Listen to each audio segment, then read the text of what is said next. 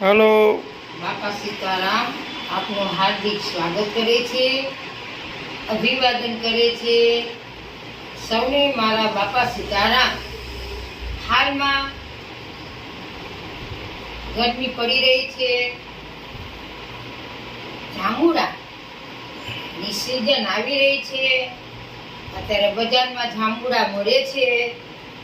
ઈ જાંબુ ખાવા માટે તો આરોગ્ય માટે તો સરસ છે, પણ એના ઠળિયા છે ઈ ઠળિયા તમે ફેંકી ન દેતા ને તમારા ઘરે એક આવું સરસ માટું લેજો ને માટી ભરજો ને એની અંદર આપણા જે જાંબુ ખાય છે ઈ જાંબુડાના ઠળિયા આની અંદર માટીમાં રાખી દેશો ને ધીમે ધીમે આ જાંબુડાનું ઝાડ જ છે।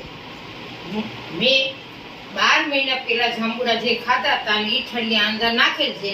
એ ઠળિયાના આ ઝાડ અત્યારે આપ જોઈ રહ્યા છો, એ મારા ઘરની અંદર ગૃહ સુશોભનમાં વેસ્ટમાંથી બેસ્ટ અને ગૃહ સુશોભન રાખવા માટે મેં આ રીતના ફ્લાવર પોઝિટિવમાં બનાવેલ છે ને આ પોઝિટિવ વાતાવરણ આવા ઝાડવાથી ઘરમાં વાતાવરણ પોઝિટિવ ઉત્પન્ન થાય છે।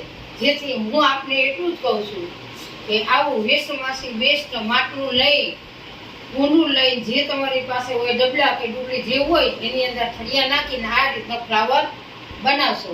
સૌને મારા બાપા સીતારામ। સબસ્ક્રાઈબ કરો, લાઈક કરો અને શેર કરો।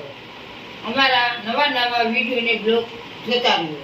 સૌને મારા બાપા સીતારામ।